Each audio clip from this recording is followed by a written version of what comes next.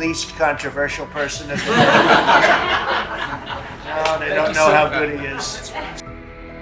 We have some letters where the secretaries and people around the table are making statements about how they're doing and what's happening. And I could start with Pete on the left because he's my least controversial person at the No, they don't know how good he is. So we'll go around the table and you can hear it. And these are cabinet meetings where they're very open and transparent. And I can guarantee you Biden didn't do this. He didn't do this. Go ahead, Pete. Well, Mr. President, I think we're controversial because we're over the target. And like so many things, Mr. President, you inherited a demoralized military that couldn't recruit, that was perceived as weak after what happened in Afghanistan and elsewhere because of Joe Biden. And what we have seen since your election and the inauguration has been nothing short of a recruiting renaissance. Decades, it hasn't been decades since we've seen this kind of recruiting in the Army, the Navy, the Marine Corps, the Air Force. The men and women of America want to join the United States military led by President Donald Trump. And the police, by the way. Absolutely. And fire. I always mention the fire, but the police and fire, likewise are, I mean, they have waiting lists now, and 6 months ago was a disaster. Truly historic. We can barely absorb the volume and retention as well. Men and women in the military who don't want to get out now that they have a real commander-in-chief. We're reinforcing standards. We're going to be fit, not fat, in our formations. We welcome back all the folks that were forced out because of the COVID mandate. We've ripped wokeness out of the military, sir, DEI, trans, and it's Fort Benning and Fort Bragg again at the DOD. We're rebuilding the military, sir. The Golden Dome is well underway. F-47, reassuring allies and deterring enemies. We found nearly $6 billion in DOGE savings that we're going to reinvest, including $50 billion from the Biden administration focused on things like climate that have nothing to do with lethality and warfighting.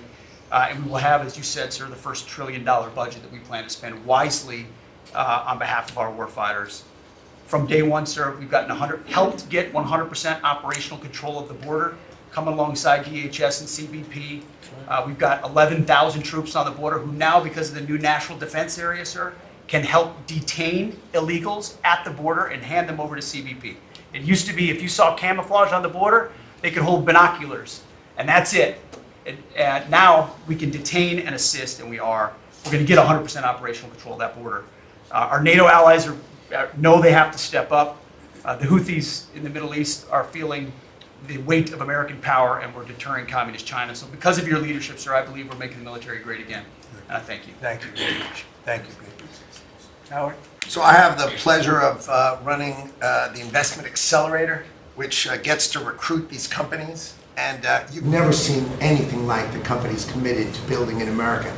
Technology companies have committed over $2.5 trillion to build in America based on your tariffs, right? Sovereign countries, all backing, the whole Middle East and all these countries backing their sovereign wealth funds. They all want to invest in America, and they're coming in, again, over $3 trillion committed.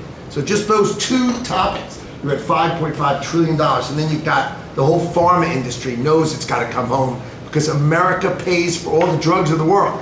So the pharmaceuticals have to come home, right? Auto's coming home, industrial's coming home. So, you know, we've got to train, and your great Secretary of Labor together and Secretary of Education together, we're going to train the workforce to build America. It's unbelievable. We've got so much, as I travel around, the attention on the Trump Gold Card. I mean, it makes me very popular. Last night, I was out to dinner, and someone came up and said, can I buy 10? And how do I buy 10? And I'm like, it's pretty good. It's $50 million for dinner. So, you know, I was paying for my dinner.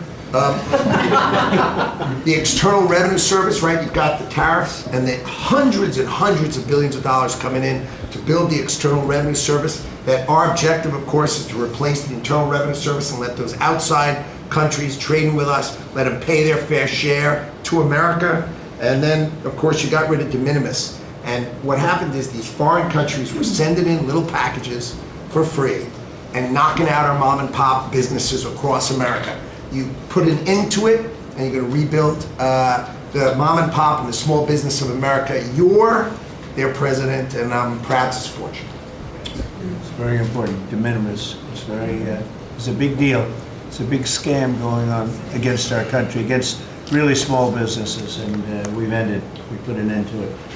Mr. President, so CAFE standards, we have the fuel economy standards on vehicles that are going to go to 50 miles per gallon. We are going to rewrite those standards, bring it down to something that's far more reasonable.